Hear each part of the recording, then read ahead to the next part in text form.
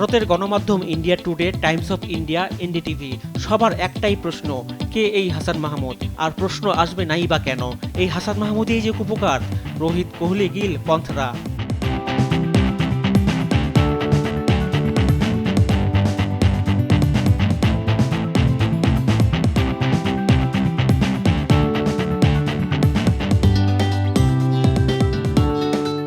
বাংলাদেশের পেস বোলিংয়ে যে উন্নতির ছোঁয়া লেগেছে, পাকিস্তানের পর তার ধারাবাহিকতা দেখা গেছে ভারতেও।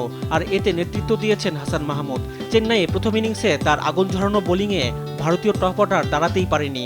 রোহিত, কোহলির মতো বিশ্বসেরা ব্যাটাররা সুবিধা করতে পারেনি।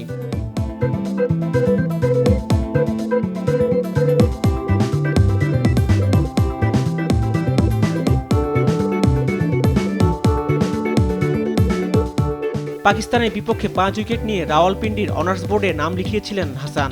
চেন্নাইয়ে অনার্স বোর্ড থাকলে এখানেও নাম উঠত টাইগার পেস সেনসেশনের।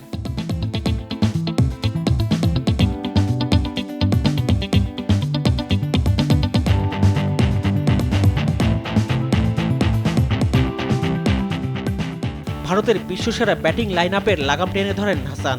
না হলে ভারতকে 376 রানে আটকানো সহজ হতো না। প্রথম দিনে রোহিত আর কোহলিকে 6 রানে ফিরিয়েছেন তিনি। গিল আর পন্থকে ফিরিয়ে প্রথম দিনই 4 উইকেট তুলে নেন হাসান।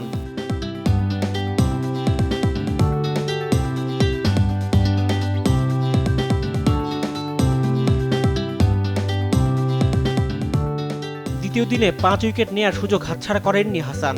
জাসপ্রীত বুমরাকে আউট করে পাকিস্তানের পর ভারতেও নেন ফাইফার। ভারতের মাটিতে প্রথম বাংলাদেশি বোলার হিসেবে গড়েন 5 উইকেট নেয়ার কৃতিত্ব।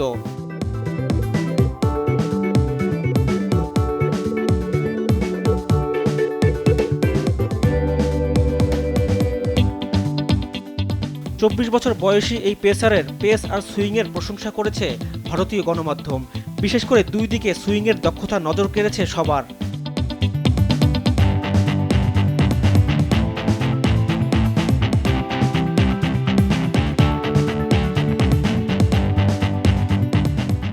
রিফাত আঞ্জুম, দেশ টিভি, স্পোর্টস ডেস্ক।